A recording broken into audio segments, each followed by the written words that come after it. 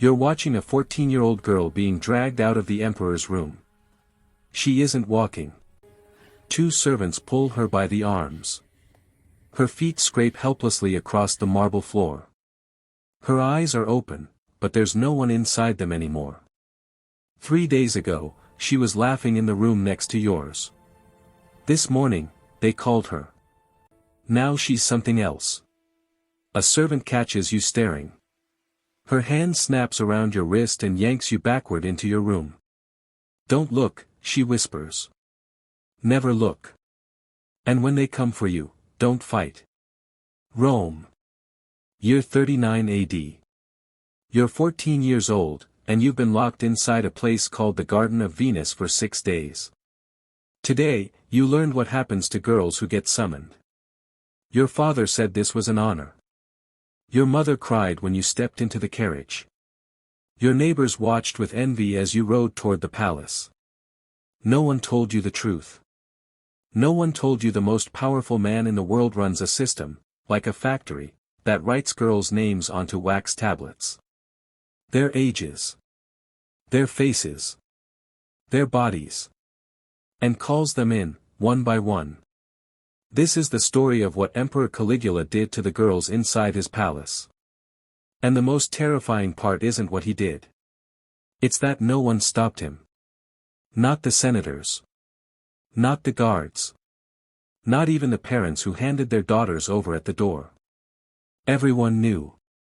Everyone stayed quiet. But before you can understand what happened inside those rooms, you need to understand how a human being becomes capable of creating something like this. Because Caligula wasn't born a monster. He was manufactured. The year is 19 AD. A 7-year-old boy runs through a Roman military camp wearing a miniature soldier's uniform, tiny armor, tiny sword, little red boots. The soldiers adore him. They call him Caligula. Little Boots. He's the son of Germanicus, Rome's most beloved general since Julius Caesar. The men believe the child brings them luck. He has no idea what's coming. 1 year later, his father dies. The official story, sudden illness. The whispered story, poison, ordered by Emperor Tiberius. Caligula is 8 years old when the machine begins erasing his family. His mother is dragged from her home, accused of treason, and starved to death in exile. His eldest brother is imprisoned, so hungry he tries to eat the stuffing from his mattress. His second brother is tortured on a remote island until he smashes his own head against a wall to escape it. One by one, they disappear. By 31 AD, Caligula is 19 years old, the last survivor. Then comes the summons. Emperor Tiberius orders him to Capri. Ancient historians describe Capri as a house of horrors, an island fortress where Tiberius did whatever he wanted, far from Rome, far from witnesses. Caligula walks into that nightmare knowing the man before him murdered his family. And for 6 years, he learns how to smile while hating. How to obey while planning. How to watch cruelty without reacting. Suetonius wrote something chilling. There was never a better servant. Nor a worse master. In 37 AD, Tiberius dies. Some say of old age. Others say Caligula smothered him with a pillow. Either way, the hostage becomes emperor. Rome celebrates. They think they're getting the son of Germanicus. They have no idea what they just unleashed. At first, Caligula is generous. Prisoners are freed. Money floods the streets. Games fill the arenas. Then he gets sick. A violent fever that lasts weeks. The man who wakes up is not the same man who went to sleep. Soon, imperial officials begin moving through Rome and its territories, not recruiting soldiers, not collecting taxes. They're searching for girls. Between 12 and 16. Beautiful. Untouched. Families are visited. Doors opened by imperial seals. Names recorded. Bodies inspected. Suetonius, who documented murder and incest without hesitation, hesitates here. Because what comes next isn't impulse. It's organization. Wax tablets list names, ages, appearances, family status. This isn't madness.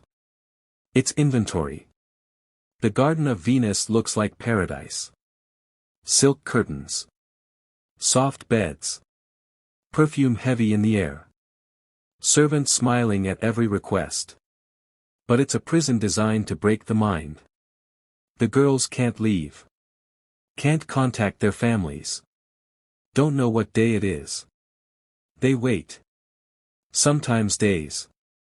Sometimes weeks. Footsteps pass at night. A door opens. A girl is taken. In the morning, she returns hollow.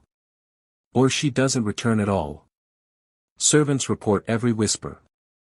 Every tear. Girls who grow close are separated. Isolation is part of the design. Modern psychology has a name for this: learned helplessness. When nothing you do changes your fate, your mind stops resisting to survive. By the time Caligula calls for them, most girls are already broken. That was the point. But Caligula doesn't stop with the girls. He turns Rome's elite into accomplices. At imperial banquets, senators drink wine beneath marble ceilings while Caligula walks between tables, examining their wives. He chooses one. Takes her hand. Leads her away.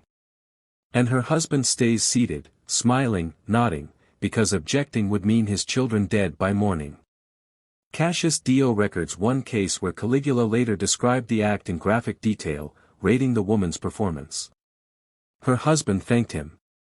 3 years later, that man helped plan Caligula's assassination. Because tyranny doesn't just rely on fear. It relies on shame. Once you participate, even silently, you're trapped. Caligula's mistake was forgetting the guards. The Praetorian Guard stood inches from him every day. One of them was Cassius Chair. In a narrow underground corridor, Charia asks for the daily password. Caligula opens his mouth to humiliate him one last time. He never finishes.